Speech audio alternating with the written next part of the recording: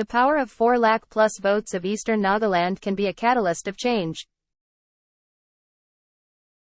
India, the largest democracy in the world, gears up to conduct the biggest election in the world with over 96 crore eligible voters to elect 543 seats in India's lower house of the parliament, the Lok Sabha, which will determine India's future.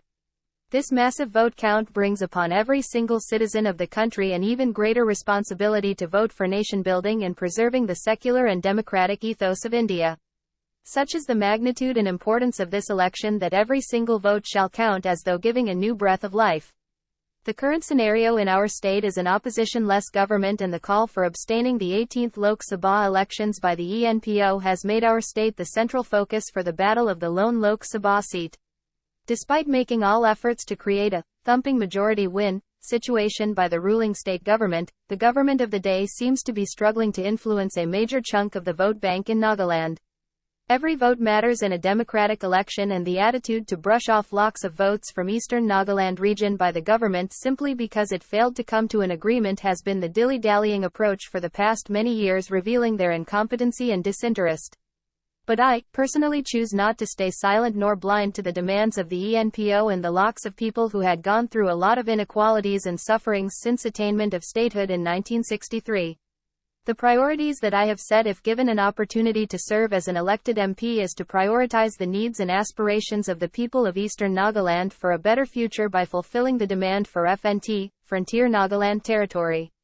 My vision would be to bring and fulfill the political, financial and administrative autonomy as desired by the people of Eastern Nagaland within the state of Nagaland, the appointment of Chief Executive Councillor, CEC, equivalent to the rank of Chief Minister, who shall directly report to the Governor's office, and most importantly the FNT should be directly under central government funding, monitored and supervised by the Government of India.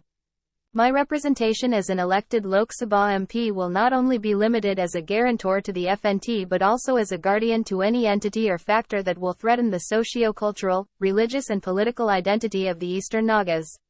Special attention will be made in the education and health sectors of Eastern Nagaland. As I quote Nelson Mandela, "Education is the most powerful weapon which you can use to change the world." My personal interest will be to equip every child from Eastern Nagaland to be educated, qualified and also employable in different sectors within and beyond the state. The health sector calls for strengthening and looking into the existing challenges of Eastern Nagaland.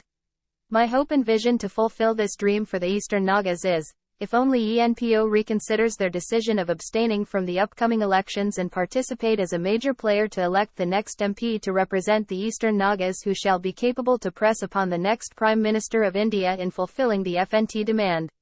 Henceforth, I extend a clarion call upon the ENPO, the most prestigious, powerful and dedicated organization of the Eastern Nagas, to invest their faith and power of votes on a candidate like myself, who is neither influenced nor dictated by the ideology of any political party or with any obligation, but only driven by the philosophy to facilitate equality and justice for all. Participating in the electoral process 2024 by the ENPO will be the most historic and defining moment to truly show the power and worth of the Eastern people of Nagaland. I therefore conclude saying that my connection with the Eastern Nagas goes long and strong, since my wife is from Eastern Nagaland, who I am proud and grateful and have been immensely blessed by our Almighty.